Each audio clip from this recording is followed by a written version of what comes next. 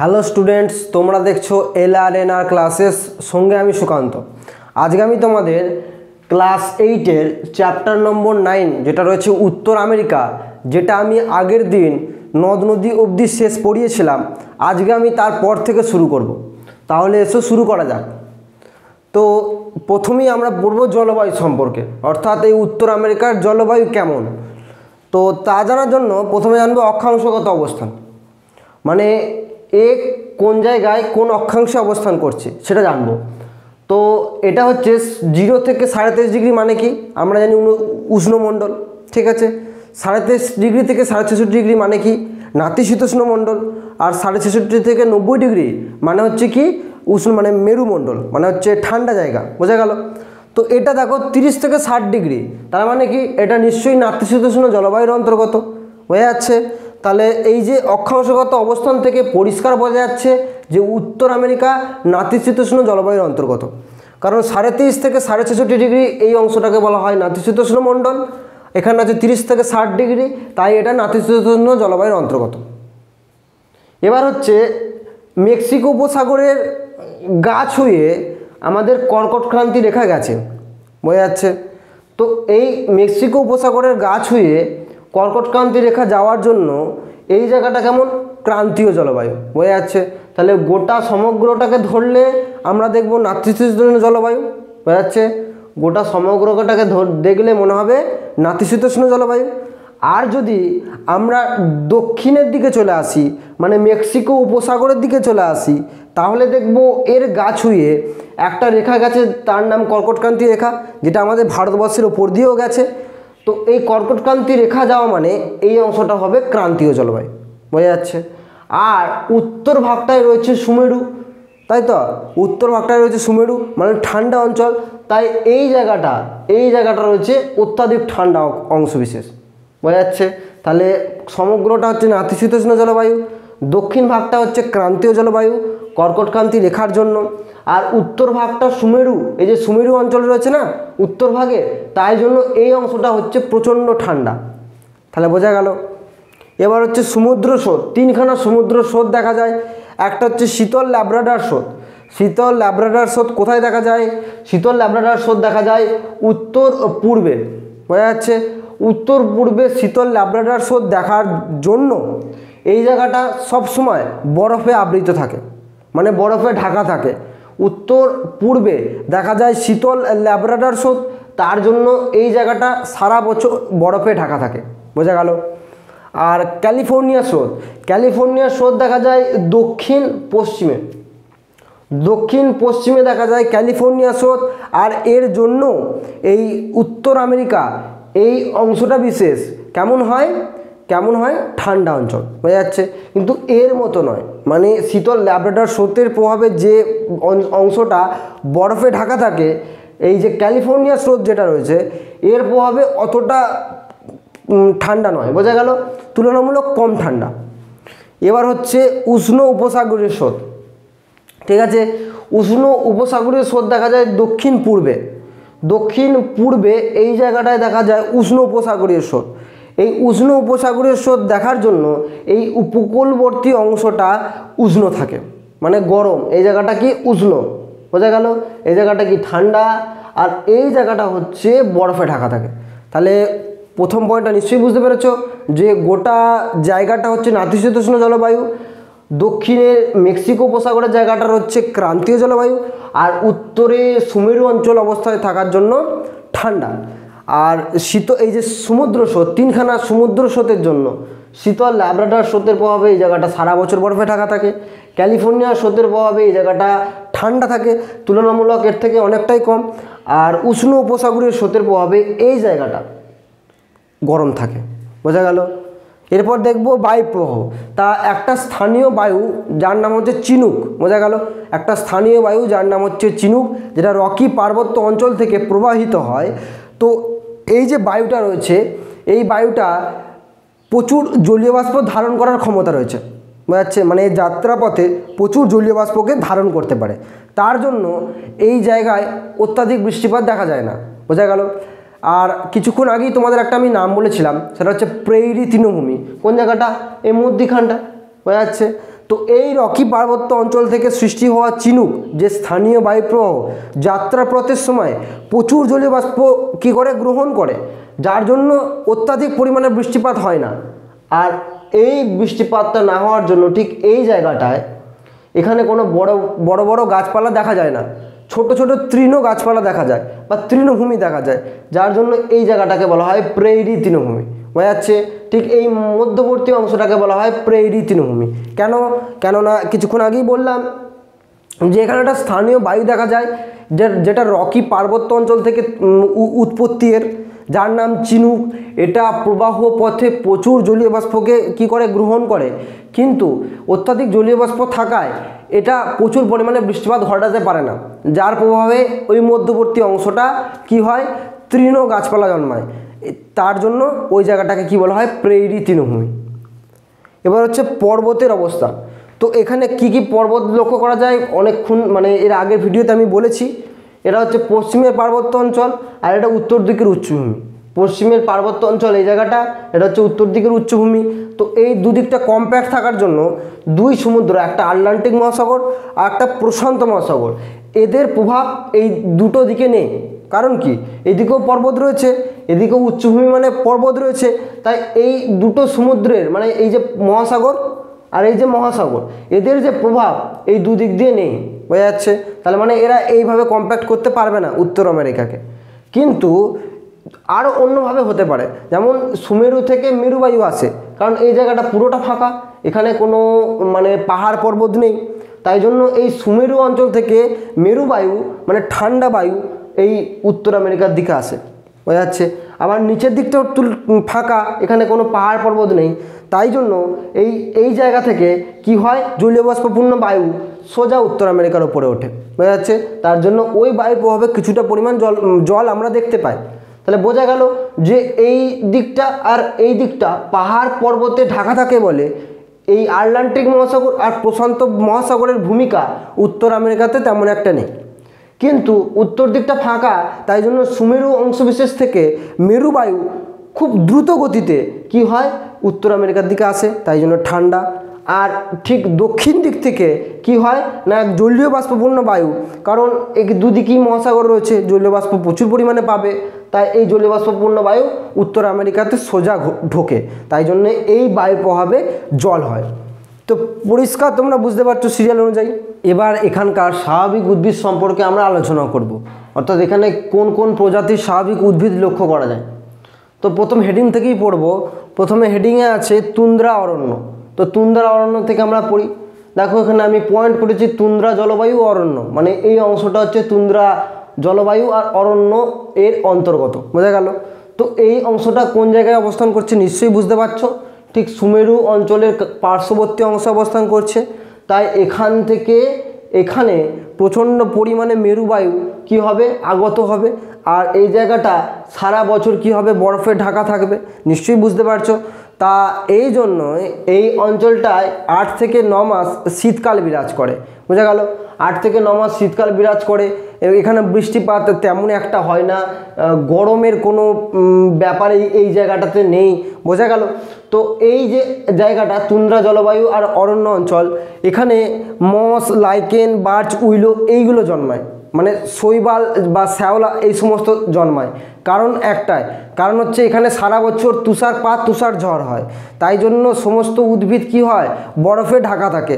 তো এখানে ওই শ্যাওলা বা শৈবাল জাতীয় বা গুল্ম জাতীয় উদ্ভিদ না জন্মালে অন্য কোনো বড় প্রজাতির উদ্ভিদ জন্মাবে না। নিশ্চয়ই বুঝতে পারছো।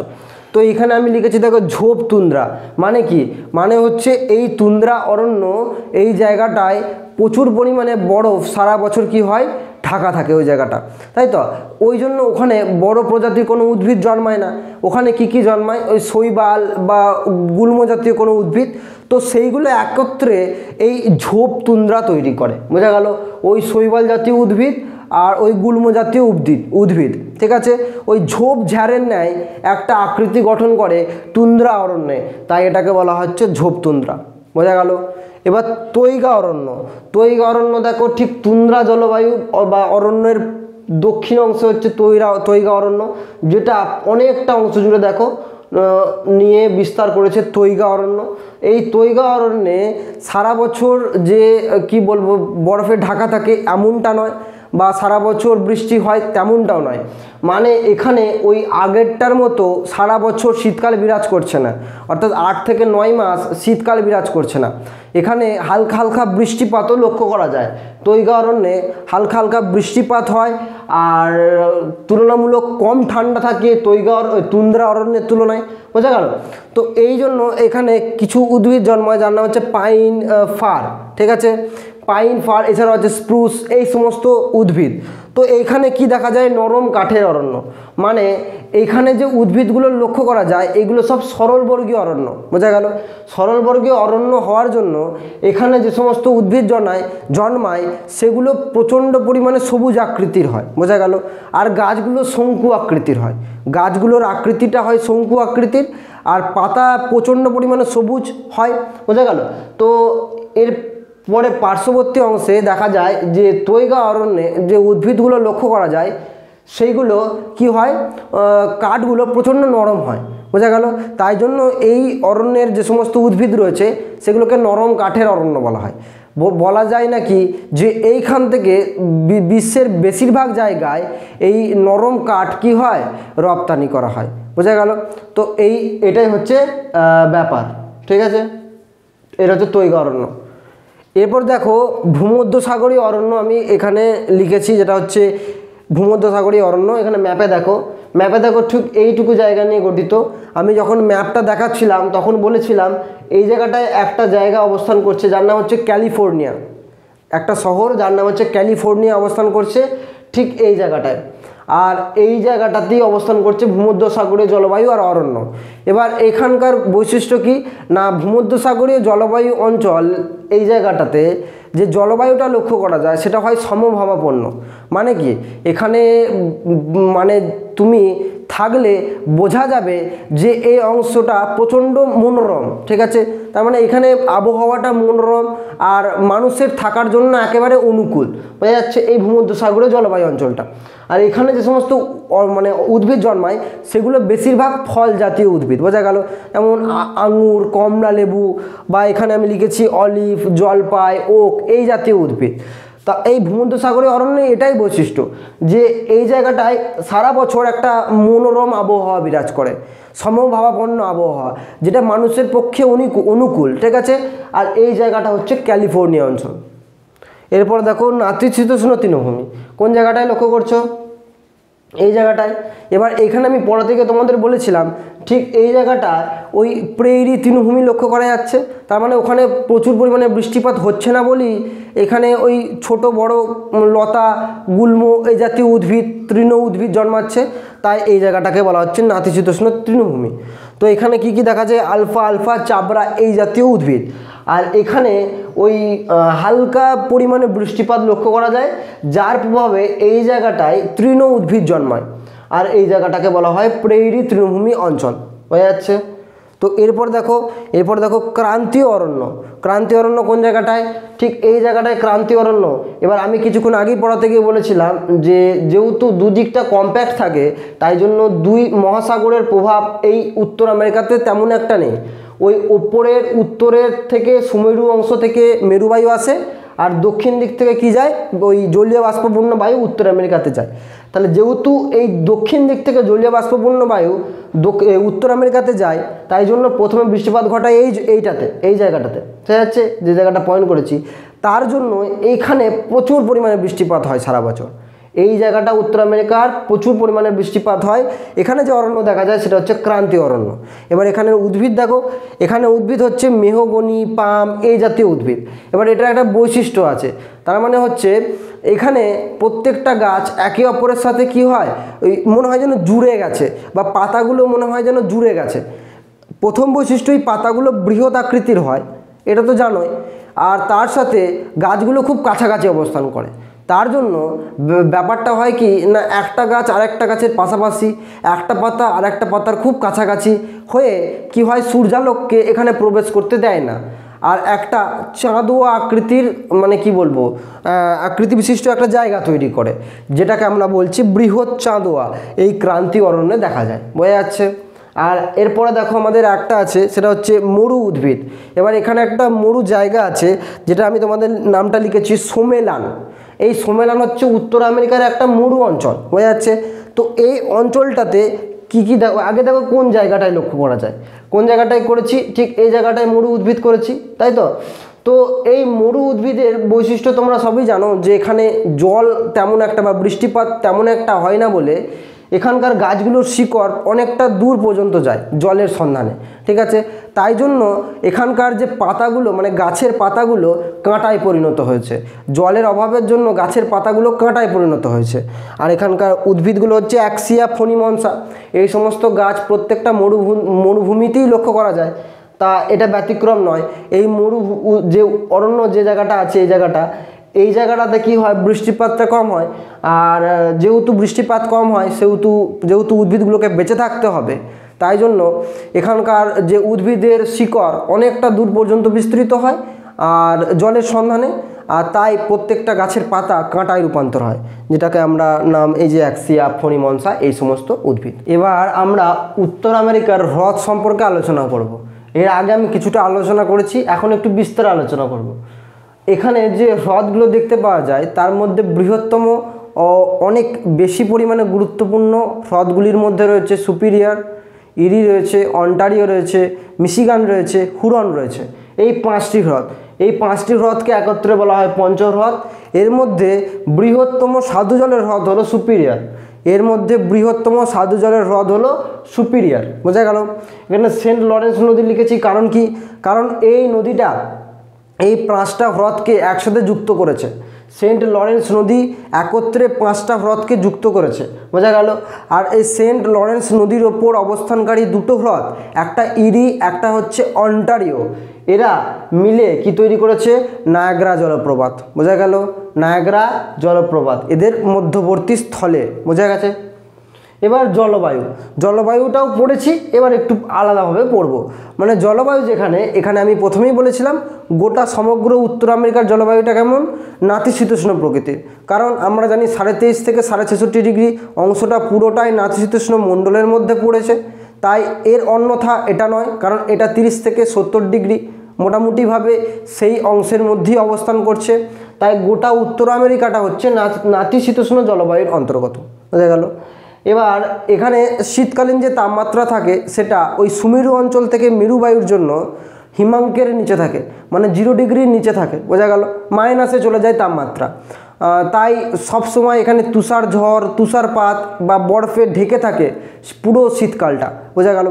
তাই শীতকালে বৃষ্টিপাত তেমন একটা হয় না, শীতকালে বৃষ্টিপাত হয় না, তুষারপাত হয়, তুষারঝড় হয়, সারা বছর বরফে ঢাকা থাকে। ওই নদী, হ্রদ, এইগুলোর যে জল রয়েছে, এই জলটা জমে বরফে পরিণত হয়ে যায়। এইটা পুরোটাই শীতকালে। এবার গ্রীষ্মকালে তাপমাত্রাটা বেড়ে 16 ডিগ্রি সেন্টিগ্রেড হয়, যে তাপমাত্রায় অনায়াসে কোনো মানুষ খুব সুন্দরভাবে বেঁচে থাকতে পারে। এই তাপমাত্রাটাই কি হয় না, এই তাপমাত্রাটা মানুষের পক্ষে খুবই সুইটেবল, মনোরম আবহাওয়া, চরম ভাবাপন্ন নয়, সমভাবাপন্ন জলবায়ু, হয়ে গেল। তা এই গ্রীষ্মকালীন তাপমাত্রা, এই যে গ্রীষ্মকালীন অবস্থায় কিছু পরিমাণ বৃষ্টিপাত হয়, শীতকালে কোনো বৃষ্টিপাতই হয় না, বোঝা গেল। এই যে বৃষ্টিপাত যেটা হয়, সেটা হচ্ছে 70 থেকে 80 সেন্টিমিটার, গড়ে 70 থেকে 80 সেন্টিমিটার বৃষ্টিপাত হয়। আর এই সময়ই এই সমস্ত উদ্ভিদ তৈরি হয়, জলপাই, ওর, আঙুর, কমলালেবু, এই সমস্ত উদ্ভিদ ভালো রকম চাষ হয়। আর পর্ণমোচী জাতীয় উদ্ভিদ এই সময় লক্ষ্য করা যায়, বোঝা গেল। তা গোটা সমগ্র উত্তর আমেরিকার জলবায়ুটা হচ্ছে নাতিশীতোষ্ণ প্রকৃতির। এখানে শীতকালে তাপমাত্রা হিমাঙ্কের নিচে থাকে, সারা বছর তুষারপাত হয়, তুষারঝড় হয়, সারা বছর এই অঞ্চলটা বরফে ঢাকা থাকে। আর যখন গ্রীষ্মকাল আসে, তখন তাপমাত্রা 16 ডিগ্রি সেন্টিগ্রেডে পৌঁছায়, যে তাপমাত্রাটা মানুষের পক্ষে খুব সুন্দর, মনোরম, ঠিক আছে, সমভাবাপন্ন। আর এই তাপমাত্রা অবস্থানকারী অংশে কিছু পরিমাণ জল হয়, বৃষ্টিপাত হয়, যেটা গড়ে 70 থেকে 80 সেন্টিমিটার। আর এই সময় পর্ণমোচী জাতীয় উদ্ভিদ জন্মায়। পুরোটা ক্লিয়ার হলো। এবার আমরা জানবো শিল্পতে চলে আসলাম।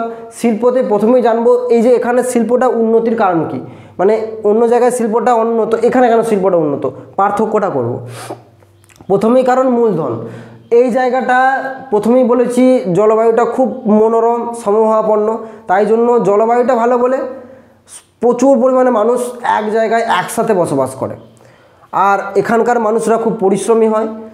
আর প্রথমেই পয়েন্ট করেছি মূলধন, মানে আমাদের শিল্পে যে টাকা লাগে, মূলধন লাগে, তা সেটা এরা দিতে পারে।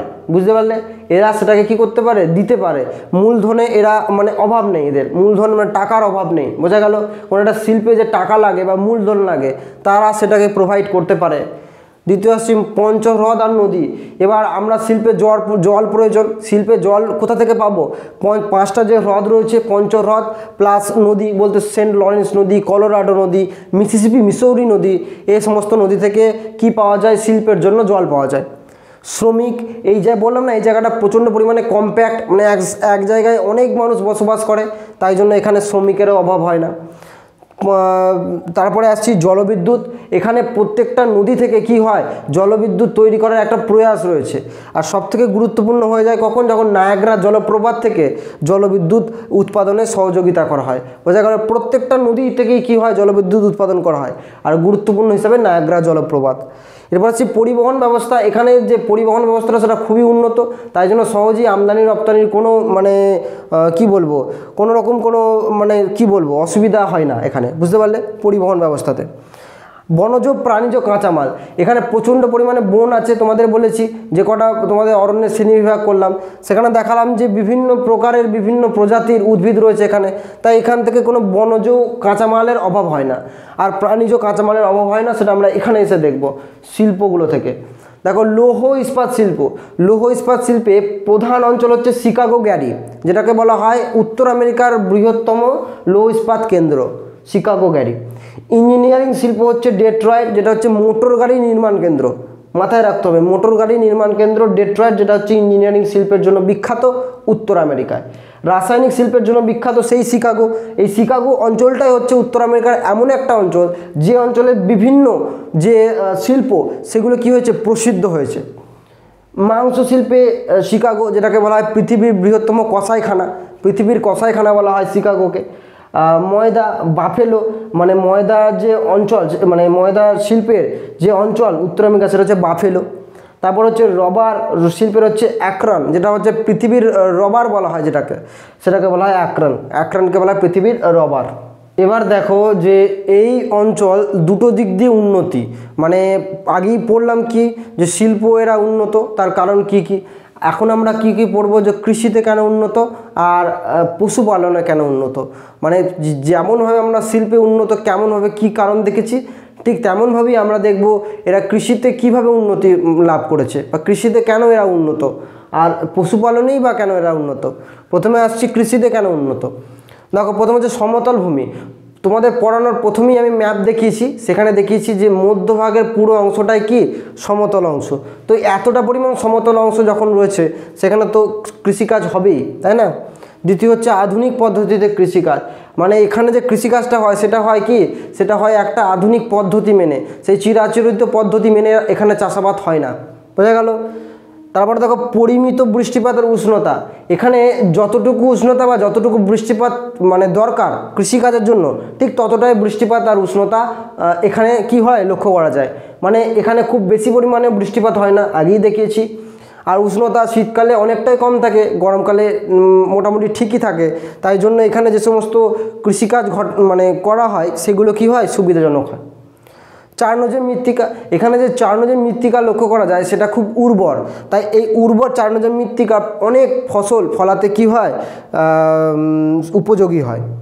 জল, এখানে অনেকগুলো হ্রদ রয়েছে, এখানে অনেক নদী রয়েছে, সেই হ্রদ আর নদীগুলো থেকে যে জল, সেই জল পাওয়া যায়, যে জল কৃষিকাজে লাগে। চাহিদা, চাহিদা কি? চাহিদা ব্যাপারটা হচ্ছে এখানকার মানুষ, অনেক মানুষ একসাথে বসবাস করে, তো মানুষের চাহিদা থাকলে তেমনভাবে কৃষিকাজ হবে। যদি মানুষের চাহিদা না থাকে কৃষিকাজও তেমন একটা হবে না। তাই এখানে মানুষের কি আছে? চাহিদা রয়েছে, মানে খাদ্যের চাহিদা রয়েছে। তো খাদ্যের চাহিদা রইলে কি হবে? কৃষিকাজ তো হবেই, কৃষিকাজ উন্নত হবে, কৃষিকাজও হবে।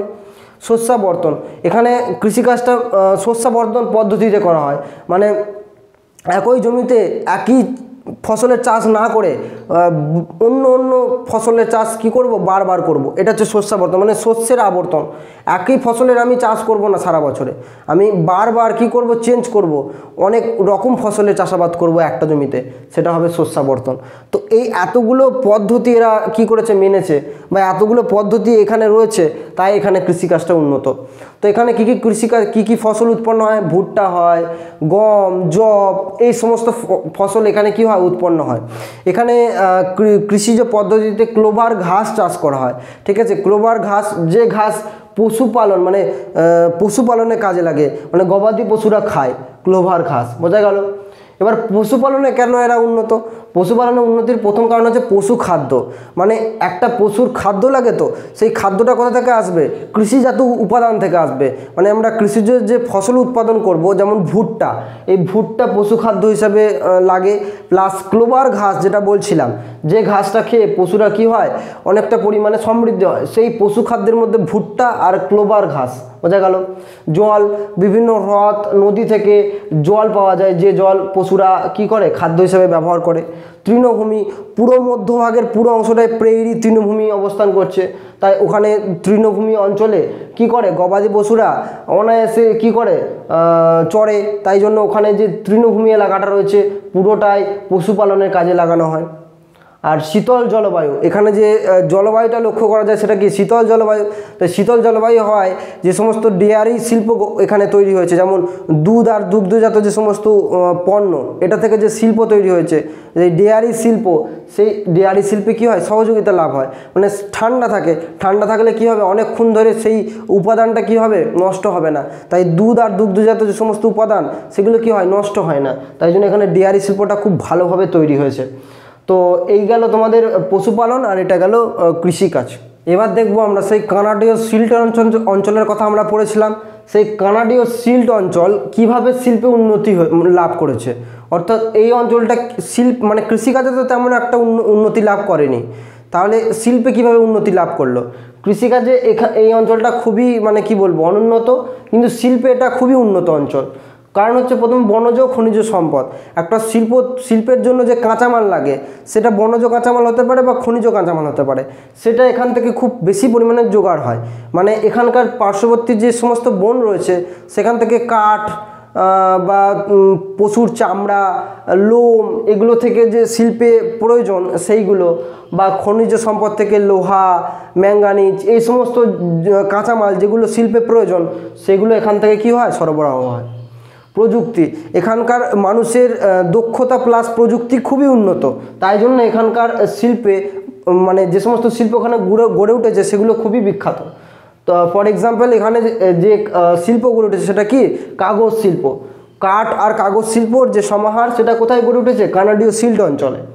জলবিদ্যুৎ শক্তি, এখানে অনেক নদী লক্ষ্য করা যায়, প্লাস অনেক হ্রদ লক্ষ্য করা যায়, যেখান থেকে কি হয়, জলবিদ্যুৎ, প্রচুর পরিমাণে জলবিদ্যুৎ উৎপাদন করা হয়, যেটা এই তোমাদের শিল্পে ব্যবহার করা হয়। তো এই সমস্ত কারণের জন্যই কানাডীয় সিল্ট অঞ্চল কৃষিকাজে অনুন্নত হওয়া সত্ত্বেও শিল্পে উন্নত। তো আশা করি এই ক্লাসটা তোমরা বুঝতে পেরেছো। তো এই ক্লাস থেকে যদি তোমাদের কোনো নোটস, পিডিএফ, এমসিকিউ এগুলোর দরকার থাকে, তাহলে তোমরা অবশ্যই আমাদের ওয়েবসাইট www.lrnr.in এই ওয়েবসাইটে যাবে এবং এখান থেকে এই সমস্ত কিছু কালেক্ট করে নেবে। ধন্যবাদ।